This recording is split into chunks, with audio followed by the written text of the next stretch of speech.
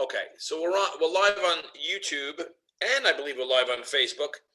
So let me get started, and the title is in fact why free enterprise in the year 2020 and beyond. But what I want to do first is I want to go and watch on YouTube, and I may have to actually check on Facebook as well. Let me do that. So we're live on YouTube. Hello, all on YouTube, and let me go ahead and see if I'm live on Facebook as well. So I stream right from YouTube to Facebook, and it goes to show. I mean, that in a nutshell kind of shows why free enterprise in this day and age. Why now? Why? Let me jump on here and on my pages. You know, why free enterprise? And why network marketing and why affiliate marketing, why these things are taking the world by storm at the same time as, let me just go to this page. Okay, we'll get started. Bear with me. Hope you have an awesome day. I hope if you're watching this recording, feel free to click like. And if you haven't on YouTube, click like, subscribe, and then click that little bell over there because you're going to get notifications. I'm going to be going live on YouTube quite a bit moving forward at this point. It's not coming up to the pages, the groups. Oh, groups. Here we go, groups. So I'm going to go to my group. Boom, here. Page, and it's live. Okay, good. And it's working. So, okay. All right, real quick. So let's get into it. You know, why free enterprise? Why now? Why 2020? And when you look at the numbers are there. So, you know, look, my background is as a civil servant. I was an employee for 25 years. All good, right? You know, get started, get a safe, secure job with pension and benefits. Hey, Nick, how's it going? All right, cool technology, right? So pension and benefits, and I did that. I was a New York City police officer. I was 20 years old. I worked as a cop for 11 years in the city of New York, and then I was a New York City firefighter for 10 more years. And then, you know, while I was a firefighter, I got started in the mortgage business, because I started acquiring things that most of us acquire. I acquired a mortgage. I acquired a car payment, two car payments, two mortgages, two car payments, credit cards. We, you know, started a family and started using the cards to, you know, furniture for the house and design the house and everything else. And so we really quickly got behind the 8 ball. So we needed something else. A friend of mine pitched me on network marketing, and I was just like everyone else, and you know, I didn't want to get started, but we did get started, and years later, we've been able to design our life the way we wanted it. You know, I didn't know anything about passive income. I didn't know what that meant. I didn't know what residual income meant. You know, I've heard the term. I mean, when you hear residual income, it sounds good. It sounds like something you want, that we should have. And you know, moving forward in 2020, when you look at the numbers, right? And this is, I guess, the point of this video is, maybe someone's pitching you on network marketing, or to take a look at it, or maybe, you know, you're going through this and you're wondering, like, there's got to be an easier way or a better way, or just a way. And, you know, you look at businesses like, you know, again, I'm from New York, and I have a lot of friends that worked on Wall Street in the 90s, and a lot of friends that did very, very well. But technology really put the lights out on a lot of people's careers in that space. There's not a lot of people on the trading floors now as there were, not even close. And so a lot of people, you know, went from there, and I met a lot of them too in the mortgage business. We had gotten in the mortgage business, and technology's hammered that business as well. Not only the mortgage crisis, which I worked through, but technology. You know, Jen and I, we did a refinance, and we never even met the loan officer, and everything was done online. We closed online, and it was very, very simple, and it was a very simple process. There was a lot of people that were cut out of that deal where they would have been in on that deal. Real estate, I sold 2 homes with Zillow. I used Zillow to sell these homes. I looked for my home. I went home shopping on Zillow, and online is realtor.com. And so technology in that space, and you know, every realtor that I know that's in business, they're saying the same thing. So it's adversely affecting those businesses and those jobs. You have, you know, if you think back to the Easy Pass, I remember when I had an Easy Pass coming over the Verrazano Bridge. I didn't have the Easy Pass at first. Coming over the Verrazano Bridge, there were toll collectors. And then they had the stubs, the tickets, and we would use the tickets to get through If you had the carpool lane, you had to do that. And then on the side, there was this thing that came out called Easy Pass. And at first, people like very apprehensive about Easy Pass. I don't know if I want to do that. I don't know. And little by little by little, it just grew and grew. Basically, it made it better for the consumer and us, the people, we the people, but it made it more challenging. And a lot of toll collectors lost their jobs. And this goes across the board. If I go to checkout of the supermarket, we do the personal checkout. We run it through and we do it. So technology is taking out a lot of jobs, and it's actually a good thing because it's creating new opportunities.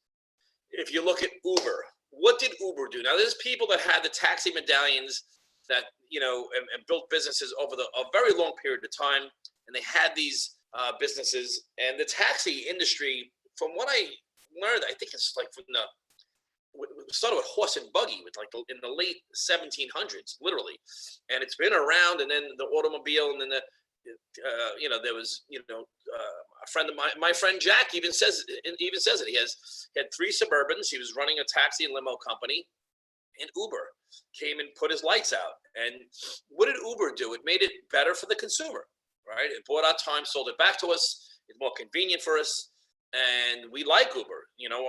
When I fly somewhere, I land in a plane. As soon as I come off airplane mode, I hit Uber, and I'm in contact with Uber right off the bat. I don't have to flag down a taxi, right? It's a big, big deal. Uber also created opportunity for us, we the people, right? It was like a side gig for so many people who drive Uber. I have personal friends that drive Uber, and they have their jobs, do their things, and they drive Uber when they want to drive their Uber, when it's convenient for them. So it created opportunity. Uber does not own any automobiles yet, and Uber is something that just came up in the last few years. I mean, this is late 2019 when I'm doing this video, going into 2020. So they just, so they don't own any cars, and they're, I don't know what they're valued at now, but it's major. And so they wreaked havoc on many, many businesses and made it better. And then there's Airbnb. We see what happened there, and they're valued, I believe, as higher than the Marriott. Marriott's been around for forever, and Airbnb does not own any real estate. Is that wild? These are digital. They're intangible digital assets. And so, then you look, and what does it do? It's provided opportunity for the homeowner, people who own homes. It provided opportunity for them to make monies when it works for them. And it's made it convenient for we, the people, the consumer. So it's made that, it's an innovation that's caused disruption, right? So then you have the same way like Woolworths and Home Depot and Walmart really came out, these big box stores came out and really devastated a lot of small business owners in the 20th century. They came out and they devastated a lot of people. And so did franchises. Franchises came out and they wanted to make franchising illegal at one point. In the in the mid 20th century, they wanted to make franchising illegal because it was the Wild West. And then you look at, so e-commerce, what it's done just in the last like 3 or 4 years. If you look at growth charts, or you can go Google it and go over to Google or research it yourself, and you know it. And just think of your own buying habits. People have, we do it every day. We have things, it's easier. People don't want to go to the stores as much because there's lunatics out there, number one. Number two, it's more convenient to get stuff delivered. And it's our time. It's our time, basically, and it's more convenient. We can shop from our phones, and this is how we want our stuff. This is, and I think there's a lot of brands out there, big brands that still run like corporate American brands, that the owners can't seem to wrap their brains around the fact that, they no longer can control the message of their brand. It's we, the people, that control the message of their brand. So it's not what they tell us, it's how they respond to what we've got to say. So that's amazing stuff that's happening right now. And, back to e-commerce, it's like if you look from even 2015 is not very long ago. And the difference in how much consumption and e-commerce is being done online compared to 4 years ago is enormous. It's enormous. So you have e-commerce. Now you have marketing and people's attention, right? Who's watching television commercials? Like, who's doing these? Like, how would you get in touch with my children? My oldest is 15 years old. My youngest is 10.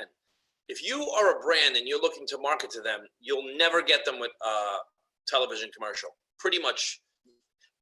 Maybe you will, but like, how many commercials do you have to put out for them to actually catch it?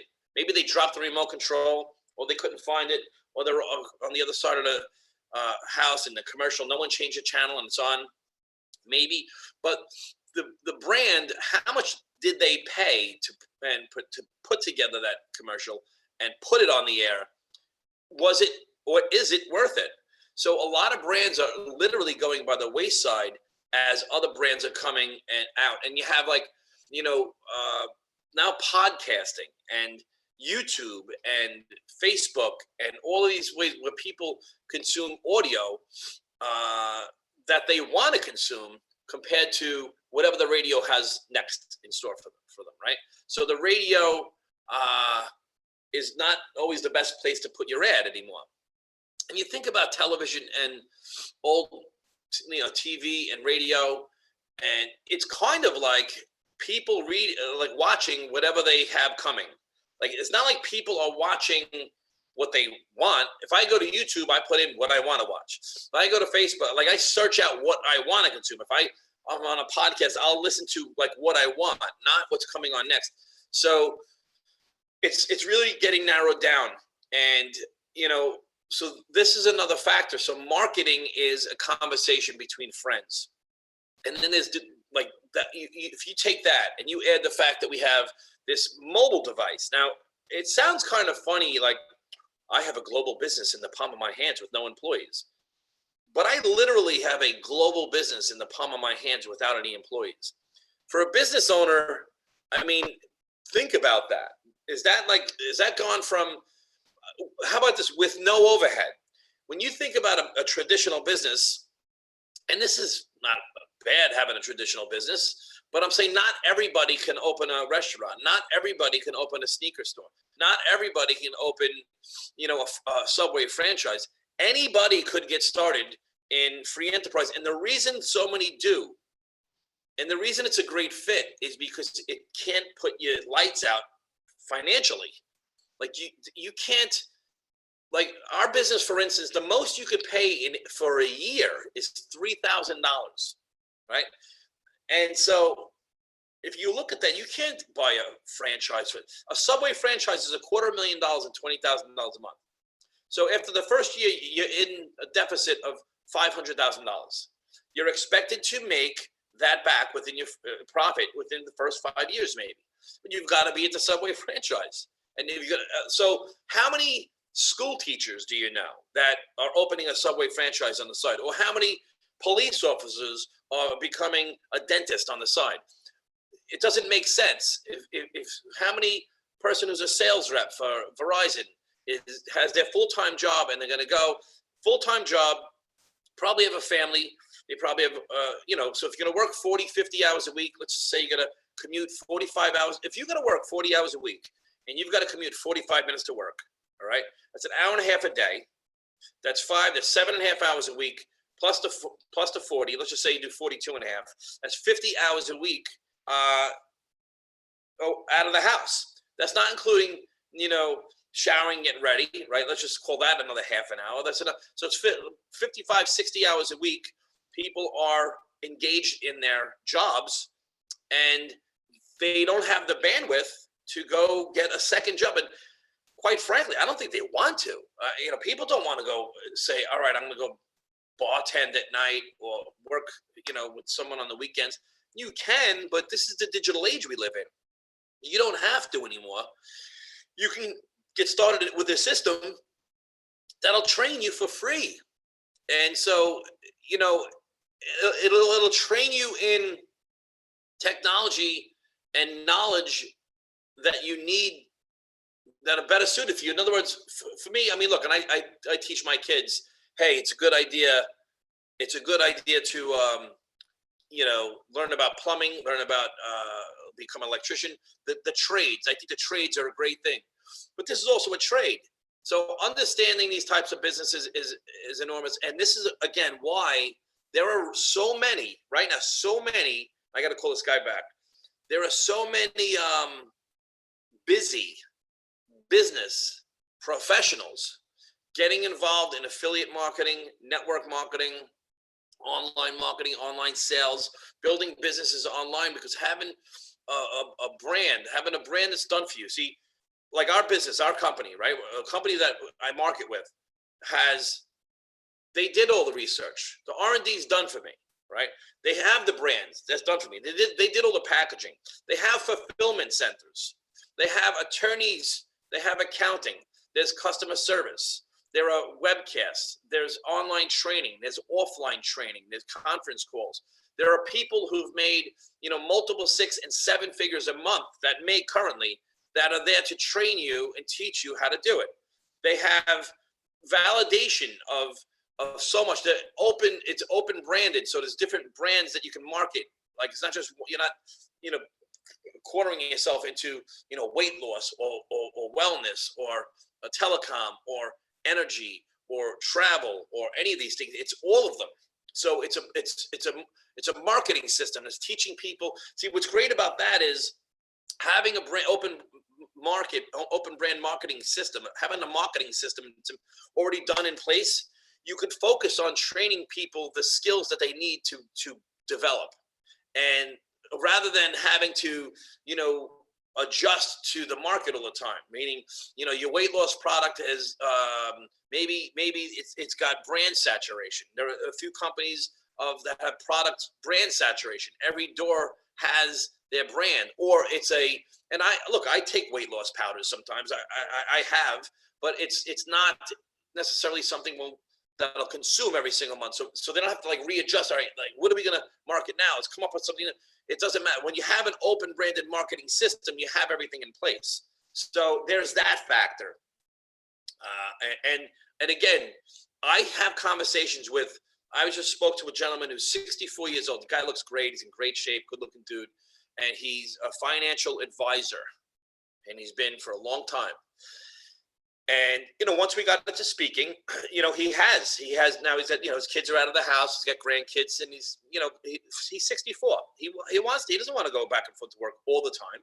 He wants to have more choices. This guy he told me he has lost so much attrition over the years because, people will off their kids their monies, and sometimes they just take it and they spend it, or they take it and they go with someone else. That's a very challenging business. And so he was real with me. He's like, listen, dude, I've got to do something else. My income has come and gone. He has residual income, clearly not enough. Again, he's 64. He's in good shape. He expects to live another 35 years, right? He wants to live to 100. And by the looks of this gentleman, he's going to, right? And so it's not like back when I was a kid, the grandparents, when I met my grandmother, she seemed old. She's like, we're all old. And people are living longer. They're living healthier. They want to, have something that they don't have to commute back and forth to. They don't have to break their ass doing it. And they do it when they want to do it. It has a component of leverage to it. These business network marketing has a component of leverage where, you have 10 people that you introduce it to, and they see what you see. Out of 100 you introduce it to, 10 see it the way you see it, right? And they go out and they do the same exact thing. You go from 10 to 110 to 1110 to 11,010, 11,110, and so this is the leverage. The difference too with the network marketing business now, and it's been validated. I mean, look, this isn't like Amway back in '59. And by the way, I'm no advocate of Amway. I don't know Amway. I've never been a part of it. But we're talking about a company that was established in 1959 and it still does over $10 billion a year, has created many, many, many millionaires, and is still around. I mean, show me a company that's been around for 60 years and is doing $10 billion a year in annual revenues. I don't know. I don't know of one, all right? I'm just saying. So that model, when people might knock it, I don't know it. Like I understand network, but what they've done is paved the way. This is the 21st century. So now You have, like I just said, in 2015, like we did that when I started in this industry. We didn't even have this. I didn't have an iPhone. I was in network marketing for 3 years, 3.5 years, and I still hadn't even had an iPhone. Right? I remember I got a BlackBerry because I wanted to text. I had a flip phone and words were showing up on it. I understood someone was on the other line was sending me words, but I didn't know, like I wasn't even texting. This is not a very long time ago.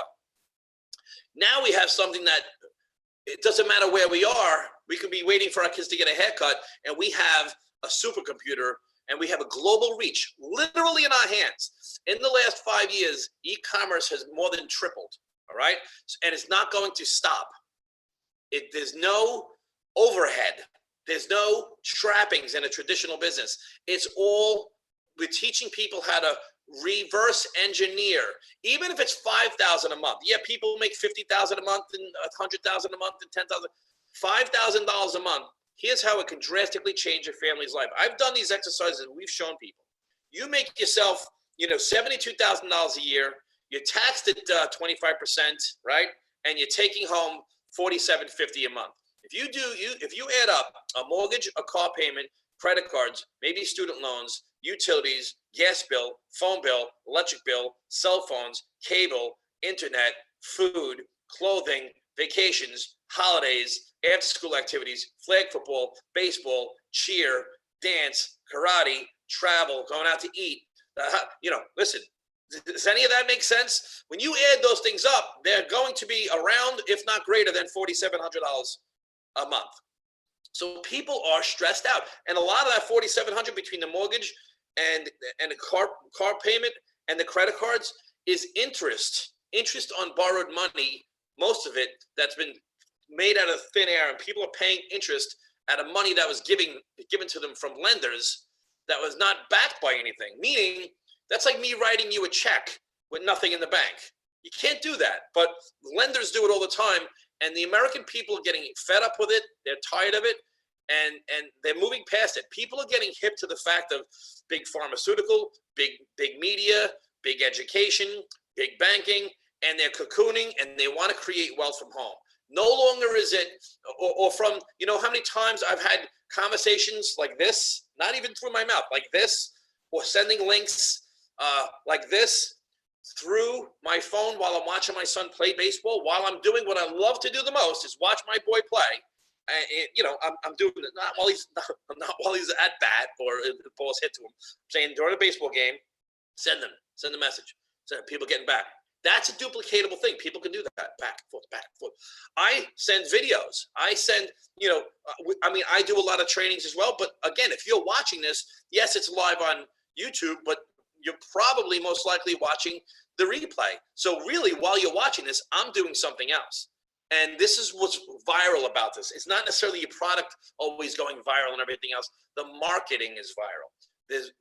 And the marketing is in place. Lastly, I'll say this. If you are a brand, let's just say turn it the other way around. Forget the employee, forget the business owner, forget the salt and pepper head dad that's, got aging parents and growing kids are like caught in the middle. Like my generation's like, wait a second.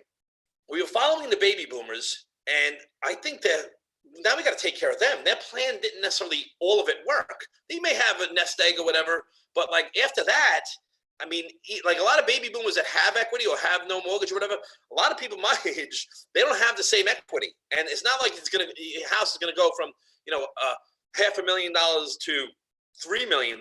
Like, my father's house, he bought for $40,000, sold for over $700,000. That doesn't happen anymore, right? And it usually doesn't happen, all right? That was a home in New York. It was bought in 74 and sold in 2018, right? But that being said, if you want to take a product to the market, how the hell are you going to do it? If you have a product and you want to sell a lot of it, like forget being part of a network marketing company. I'm saying if you make these things, all right, this is a new puppy, so we get a new puppy. If you make these things, how are you going to get this out? You know what you need, right? You can't do a television commercial because, again, they're not watching it. You could, but what's the price of a TV commercial? What's the price of a print ad? Are people reading Muscle and Fitness magazine to pay, or Vogue magazine at page 142? Are they doing that still? I'm not. Maybe you are. I mean, like, so does it make sense for me to pay for an ad that goes there? I don't know that it is. What's the ROI on that? Because if I got to pay for that ad, and I got to pay for a TV commercial, the price of this is going up. If the price of this is going up, even if I do get it to you, the person that's bringing it to them word of mouth and saying, listen, it's a seamless business. They're able to lower their price, increase the value, and literally reach more people. So it makes sense that if I'm going to take this product to market and I say, hey, Nick, you take this product, okay? This is the product. In fact, don't even touch, no one has to ever touch the product. You talk to people about this, you send them your website, and if they want it, they buy it right from the company, they send it right to them, and you get paid on that. Or let's just say this is a cup of coffee. Same thing. I like to use the analogy of coffee. It's the same thing. Why I use the analogy of coffee in other videos is because it's consumable. It's a daily consumable product. So this is what people are looking to do. What would it be like if you had 100 people in every state of the union, okay? And how about and 50 people in another 50 states, 50 countries around the world, and you got paid every time they drank a cup of coffee that morning? What would that be like? Would that give you more time? Because that $5,000 that you month to month, right, that you make from your job and you pay for your stuff, if it was coming in from another location, it can cancel this out and you keep your income. A lot of stress is removed. A lot of families are saved. A lot of marriages are saved. And, people are able to do the things that they really want to do. And I know for shit sure that I never had a picture of a Honda Accord on my wall growing up. I never wanted debt. I didn't dream of those things, but most people, no one does, but most people acquire them. It's been the American way, and the most American-made movement right now is free enterprise. It's what started this country prior to the 20th century, and it's now made its way back, but we have technology to reach everyone. So I wanted to get some content on my YouTube channel, and I went live on YouTube. Now I know how to do it, so I'll be doing more of it. I'll be doing it here, and I have it streamed back over to Facebook, and I'm going to go back and forth. And I just want to put out content like this to raise awareness. To raise awareness, no matter what business you're involved in, that you could do it. You have to have the right mindset. You have to practice your skills. You got to get good at what you're doing. You got to get good at your story, good at what you're doing, you don't need to know everything about your products and everything else. You need to have a real deep desire of why you're doing what you're doing, and be really convicted on that, okay, and committed, and tell your story and do it consistently, right? If you need anything, LMK, see, we speak fluent text now. I'll see you guys at the top. Thank you for tuning in. Let's go do it.